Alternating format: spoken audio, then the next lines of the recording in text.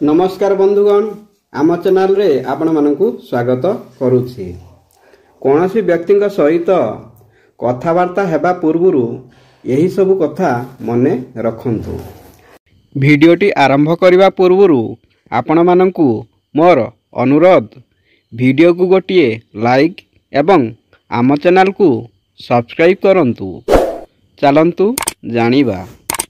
चाणक्यଙ୍କ नीति रे वर्णना करा जायछि, जदि आपण किछि करिबा पई भाबिचंती तेबे काहारिकु किछि न कहि तुरंत से काम करंतु। लोकंकु जणांतु नाही। लोकंकु जणाइबा द्वारा सेही काम होई न थाए। निज ठारू शक्तिशाली लोकंक सहित सर्वदा नम्र भावरे कथा हुअन्तु। केबे भी काहारी सह अभद्र भाषा रे किंबा जोर से कथबार्ता हेबा उचित नुहे। सबुबेले नम्र भावरे कथबार्ता हुअन्तु। आपण अधिक साधा सीधा व्यक्ति हुअन्तु नहीं, कारण एपरि हेबा द्वारा लोकमाने आपणकु लाभ उठाइबे एवं आपणकु व्यवहार करिबे, जेउथिरे आपणकर क्षति हेबो। कोनोसी व्यक्तिंकु सेतेबेले किछि कुहन्तु जेतेबेले सेही व्यक्तिंकर सुनिबाकू इच्छा थिबो, नचेत अजथारे काहाकू किछि कुहन्तु नाही। कोनोसी व्यक्ति को सेतेबेले साहाय्य करंतु जेतेबेले सेही व्यक्ति जनक आपणकू साहाय्य मागंती, नचेत निज आडू साहाय्य पाई किछि कुहन्तु नाही।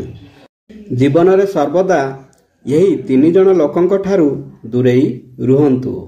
एक मूर्ख लोक। मूर्ख लोकंकु आपण जेते भी भल भावरे बुझाइबे से किछि बुझी परिबे नाही, बरं से आहुरी अधिक मूर्ख भली व्यवहार करिबे। 2 खराप लोक। खराप लोकंक सहित मित्रता करंतु नाही।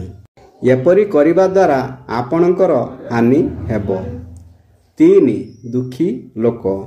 सर्वदा दुखी हेबा द्वारा आपणक सह केही कथबार्ता करंती नाही, कारण सबुबेले जणे दुखी हेले केही कथा हेबाकू इच्छा करिबे नाही। गोटिए मनीष सेतेबेले अन्यमानक सह भल भावरे कथबार्ता होई परिबे जेतेबेले सेही व्यक्तिंक पाखरे यही 7टी गुण थिबो। 1 जे निजर परिवार रो सबुबेले जत्न नेउथिबो। 2 सामना लोकर परिस्थिति बुझी पारुथिबो। 3 दुष्ट लोकंकु निज शैली रे बुझाई पारुथिबो। 4 ज्ञानी लोकंक सहित बसवास करुथिबो। 5 जे बापा माँ गुरुजन मानक सहित भल भावरे कथबार्ता होउथिबो। 6 जा भितरे धैर्य शक्ति थिबो। 7 महिला मानक सहित भाबे चिंती कथबार्ता हेउथिबो। बंधुगण, भिडियोटी भल लागिले भिडियो को गोटिए लाइक एवं आम चैनल को सब्सक्राइब करने को भूलिबेनी। धन्यवाद। जय श्री कृष्ण।